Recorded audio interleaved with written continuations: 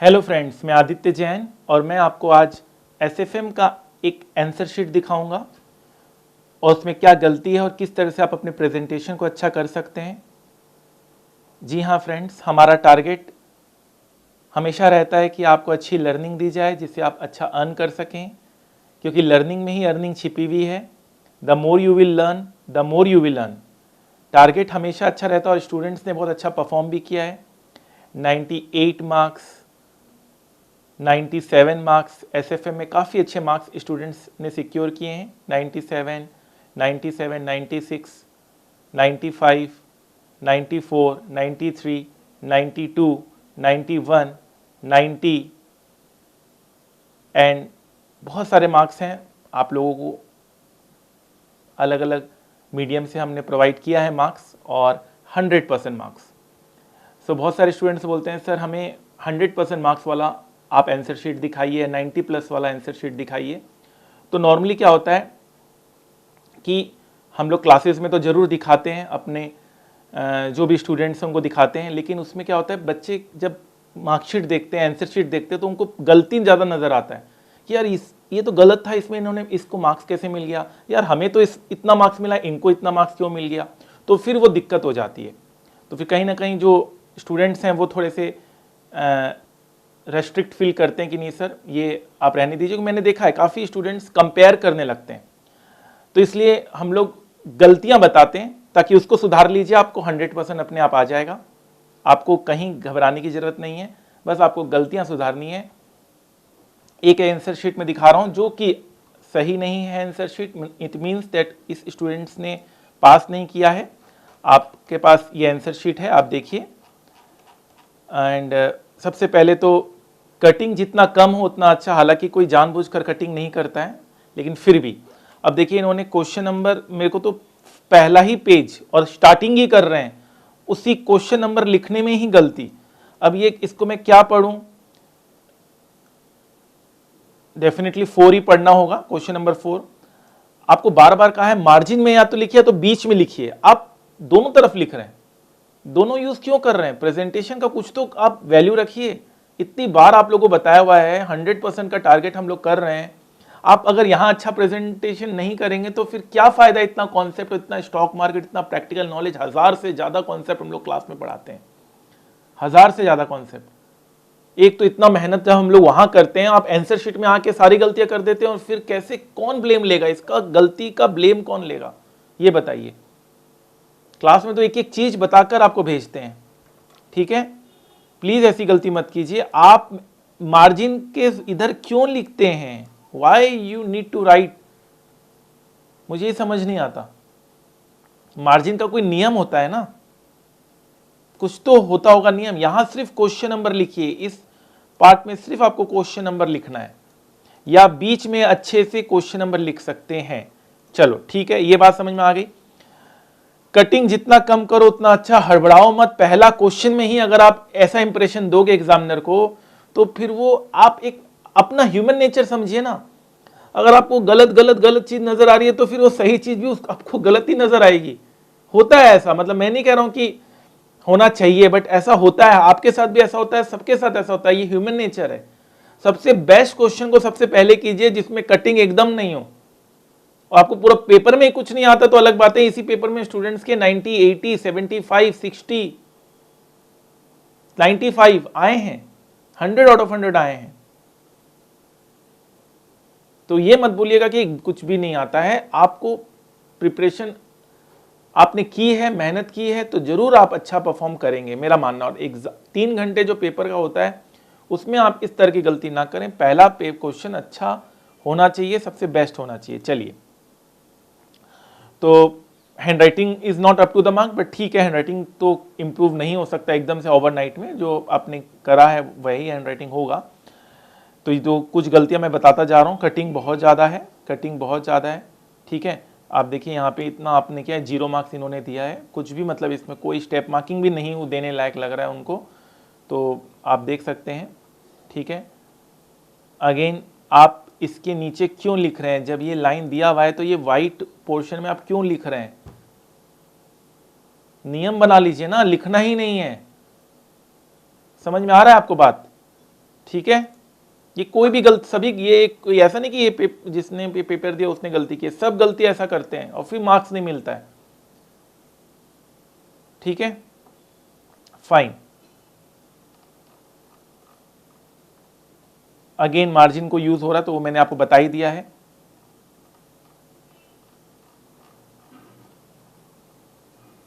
चलिए, अब मुझे ऐसा लग रहा है क्वेश्चन नंबर पार्ट बी 4, ये यहां पता ही नहीं चल रहा है कि नया क्वेश्चन, सच बताऊं पता ही नहीं चल रहा कि नया क्वेश्चन, नया सॉल्यूशन शुरू हो गया। तो आप एक नए क्वेश्चन को, नए सॉल्यूशन को नए पेज से शुरू करिए ना। क्या होगा, पेज लग जाएगा, आपका थोड़ा लग रहा है। आपको इतना चिंता क्यों हो रहा है 3 घंटे में? वैसे तो इतना पेज आप बर्बाद करते हो अपने क्लासेस में एंड ऑल, यहीं पे आपको सारी चिंता सता रही है। नए पेज से नया क्वेश्चन शुरू करिए प्लीज।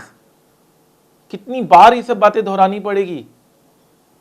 फाइनल का एग्जाम है, सीए वर्ल्ड का one of the toughest exam है, उस पर इस तरह से तैयारी करके आप जाएंगे कि आप प्रेजेंटेशन में ही मार खा जाएंगे, और इसके बलबूते आपको लाखों करोड़ों का पैकेज लग रहा है। ठीक है, हमेशा इंस्टीट्यूट को ब्लेम करना नहीं चलेगा। ठीक है, अगेन हर क्वेश्चन में कटिंग है। ठीक है, अब कटिंग का तो क्या ही कर सकते हैं, लेकिन अवॉइड कीजिए कटिंग जितना लेस हो। ठीक है, अगेन आप देख ही रहे हैं क्या मैं कहना चाह रहा हूं।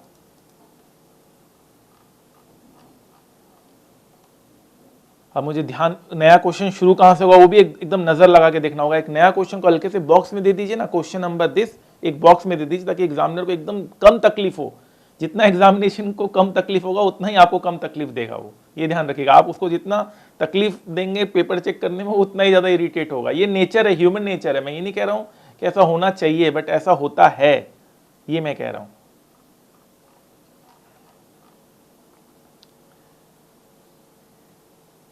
आई थिंक ये थ्योरी पार्ट है एंड 4 का सी पार्ट है, तो 4 का सी साथ में लिखिए ना। 4C, आप सी को नीचे क्यों लिख रहे हैं?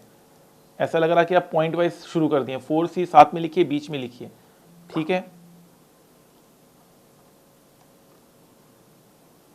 अब इसमें यहां पे आपने गैप छोड़ दिया, मतलब कोई कुछ मतलब समझ नहीं आ रहा मेरे को, तो कोई अलाइनमेंट ही नहीं है।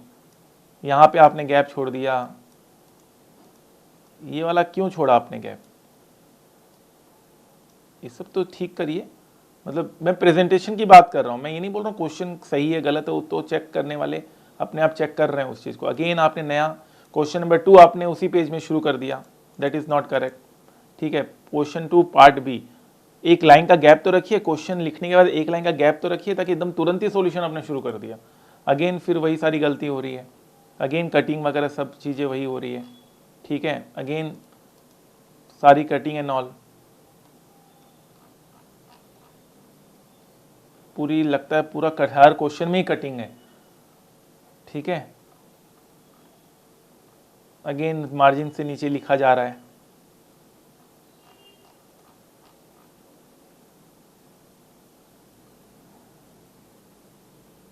हैंडराइटिंग पढ़ने में भी नहीं आ रहा है कि लिखे क्या है, ये भी समझ नहीं आ रहा है।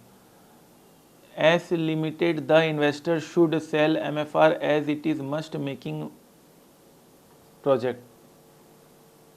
पढ़ने में नहीं आ रहा मेरे को, सच्ची बता रहा हूं। आपको आ रहा पढ़ने में? बताइए, अगर आ रहा है तो बताइए कमेंट सेक्शन में आपको क्या इसमें पढ़ने में आ रहा है।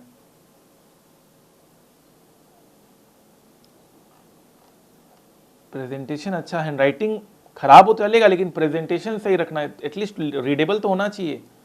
ठीक है, अगेन नया पेपर में नया कुछ क्वेश्चन, कुछ ऐसा कुछ नहीं है।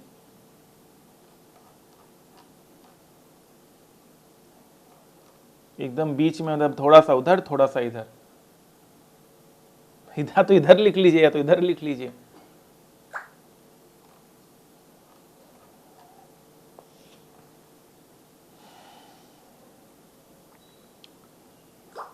समझ रहे? मैं आप जस्ट आपको दिखा रहा हूं कि आप भी ऐसा गलती करते हैं। ठीक है,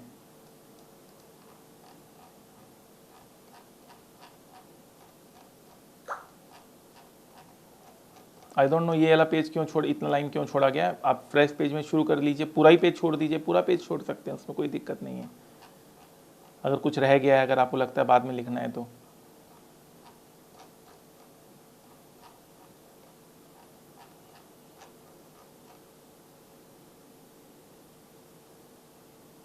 हैंडराइटिंग रीडेबल ही नहीं है। अब अभी क्या आपको रीड समझ में आ रहा है?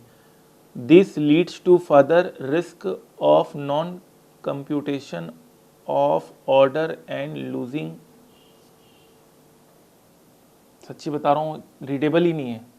उनको कितना दिक्कत हुआ होगा एग्जामिनर को, उन्होंने आपको दिक्कत दे दी।